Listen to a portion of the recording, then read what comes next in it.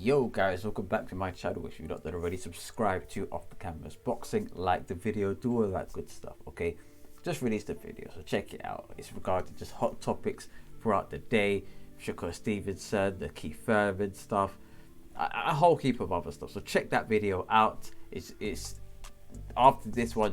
It's on the last video, so check it out. And this is Shakur Stevenson versus Oscar Valdez. Okay, a closer look. So we talked about it in the last video. With regards to just the fight date and everything like that. This is a closer look by Fight Club, so let's get into this. The following is a Fight Club presentation. When Shakur Stevenson rolled off the amateur production line with a silver medal at the Rio Olympics, he was an American superstar in waiting. Though Stevenson won a world title, the WBO featherweight crown, in his 13th professional fight, the public's reception towards his achievements were next to mute, considering this was a then 22-year-old making easy work of another undefeated fighter to win world honors. It became apparent after a couple more routine victories that Stevenson would need the big names to create a brand that matches his talent. A matchup where his opponent too was highly rated. And that matchup is finally happening, with Shakur Stevenson and two-time division world champion Oscar Valdez agreeing to a 130-pound title unification fight that will take place on April the 30th in Las Vegas. That's where we had the problem in the last video, because the Katie Taylor versus Amanda Serrano fight was on the exact same day. So hopefully one of them gets rescheduled, but that was one of the key issues. There's the double booking on the same day. Well, double booking was in LA, was in New York, but you are kind of double booking it for those US guys. In the UK, it don't really make a difference because time difference. We're watching it, and the New York one will come first, and then the LA one will come, the Vegas one will come afterwards. So it don't really make a difference. But let me know who you guys have winning this fight. This fight has potential to be a Fight of the Year candidate. After all, beyond their overall body of work, which includes both men being undefeated two-division world champions, both men put in some sensational performances last year. Absolutely. Well, to be fair, Oscar Valdez, he put in a sensational performance doing the old... Tries up my line basket. In fact, in just Stevenson's last fight, Shakur produced arguably his best performance to date. Stevenson entered the ring at the State Farm Arena in Atlanta, intent on delivering a message. The unbeaten Newark star was a massive favorite against WBO junior lightweight title holder Jamel Herring. But the smart money was on a points win. For many, a stoppage was unlikely. Herring was naturally bigger, naturally stronger, and his only stoppage defeat had come 5 years ago at lightweight. None of that mattered. Within seconds, the pattern of this all-southpaw collision was established. Stevenson was twice as quick, twice as skilled, twice as explosive, and despite being naturally smaller, his punches appeared twice as powerful. The latter was bolstered by the challenger's incredible accuracy throughout. Am I the only one, yeah? When I'm watching football, for example, like my legs are just like twitching, like, and when I'm watching boxing, it's just my hands are just gone. Like, am I the only one? Let me know in the comment section below. I could be the only one. Stevenson pitched a virtual shutout through 9 rounds, busting up the former Marine's face before referee Mark Nelson stopped the bloodbath in the 10th. And it is over. The referee has jumped in, stopped the fight, and Shakur Stevenson is the new WBO junior lightweight champion of the world. It wasn't just that he beat Herring, it was how he beat Herring. His virtuoso performance against Herring, who had won 7 straight fights coming in, launched Stevenson into a new stratosphere. Ironically enough, Valdez also enjoyed his best performance last year when he squared off against the then fearsome Miguel El Alacran Berchelt. Valdez's performance against Berchelt was a little bit different to Shakur's victory over Herring, though.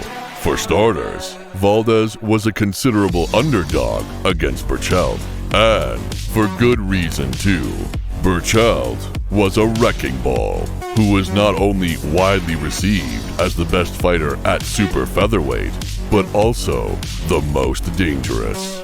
In fact, Berchelt's record included 34 knockouts in 38 bouts, and even had Oscar Valdez's idol at the time and boxing royalty, Julio Cesar Chavez Sr., stating that Valdez wouldn't be able to last the full 12 rounds with Miguel. He was half right. When Valdez squared off with Berchelt on February 20th of last year, inside the bubble of the conference center at the MGM Grand in Las Vegas, Valdez took Berchelt apart in shockingly easy fashion. Body language from Valdez. Uppercut combination, and he scores the knockdown. Valdez does it again. The left hook and jab were Valdez's offensive choice, as he was skillful against Berchelt's aggression.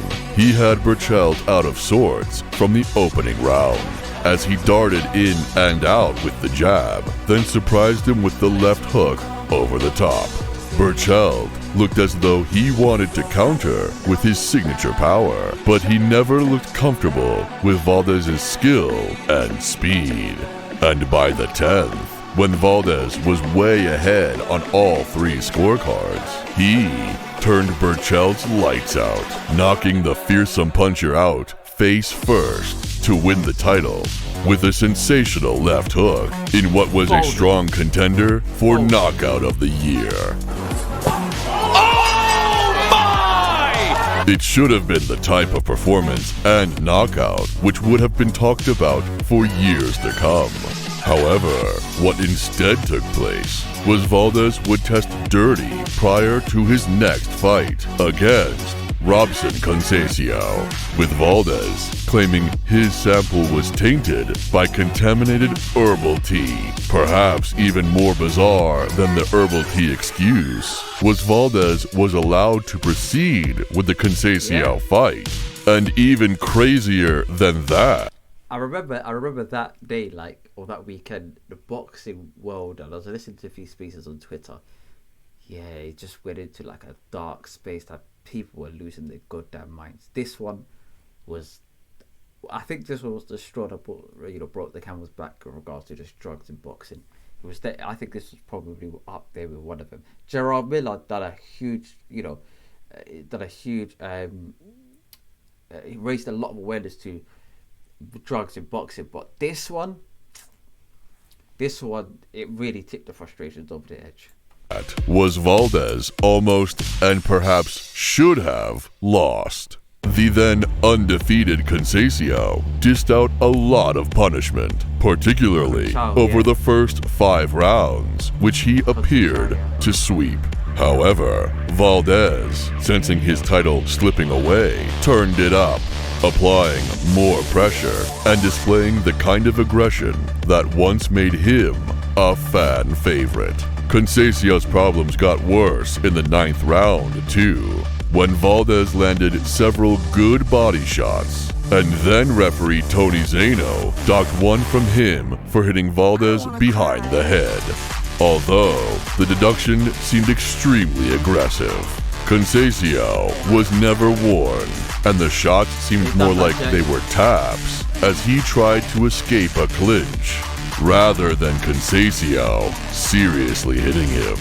However, going into the championship rounds, Conceição gave as good as he got, and seemed to have done enough to have edged Valdez in a monumental upset. However, what instead transpired was Valdez winning unanimously on the scorecards, with one score being an absurd 117 to 110. Yeah, when scorecards move like that, Ross, aren't you doing? Yeah, when scorecards move like that, it becomes a bit frustrating. Valdez claimed his opponent was running. The Brazilian outlanded him. Regardless of the final result, it wasn't the type of performance Valdez or his fans expected. Of course, an argument could be made that Valdez simply had a bad night against the Olympic gold medalist Conceição. It wouldn't be the first time a fighter overlooked his heavy underdog opponent and struggled. Heck, even Shakur, with his combination of speed and ability that might be unrivaled among active fighters, has had some lethargic performances, with his most notable one to date being the fight prior to Herring against Jeremiah Nakathila. While the 24-year-old American had his way over 12 rounds, he threw too few punches, and too few of those were delivered with bad intentions. It was so obvious that even the broadcast crew started to critically dissect the manner in which the young gun was playing his trade. But what happened after was Stevenson reacted to the negative feedback and put in a career-best performance in his very next fight. And with Valdez having all the tools and skills that he has, it wouldn't be a far cry if he does the exact same thing and raise his level in his next fight. At the very least, if Valdez can get back his form when he fought Burcheld, Stevenson will be in for a tough night's work. After all, that Valdez would be the most dangerous and skillful fighter Stevenson would have fought in the professional ranks by a long shot. And that's what makes this fight so compelling. Stevenson, up until this point, has looked unbeatable. Can he go in there and defeat a danger man like Valdez in the same fashion he's been dispatching his other opponents? And on the flip side, can Valdez, with his explosive attributes and professional experience, out-hustle the uber-talented Whoops. in Las Vegas? We'll find out. Nah, that one, I don't know who's gonna. For me, do you know what? At this moment in time, I have Shakur Stevenson winning. I know Oscar Valdez is a little bit more accomplished, but right now, I have Shakur Stevenson winning. But closer to the fight, I'm gonna do a little bit more of a study of both levels of opponent. I'm gonna be dissecting their previous fights, strengths, weaknesses, and I'm just going to pinpoint who's gonna win specifically, what rounds or what round they can win in, and any sort of analysis I'm going to do closer towards the time. So stay tuned for that one. I also have a live coming out. I just thought about it now. This on Friday at 9 p.m. I'll be doing a live show. So head on to Off the Canvas Boxing, like the video, subscribe, and post notifications. So when I go live, you get notified when I go live. I know it's a bit of a delay, but like when I go live, you should be able to know when I go live. So thank you for watching this video. Peace, love, prosperity. I'm gonna see you guys in a bit. Peace.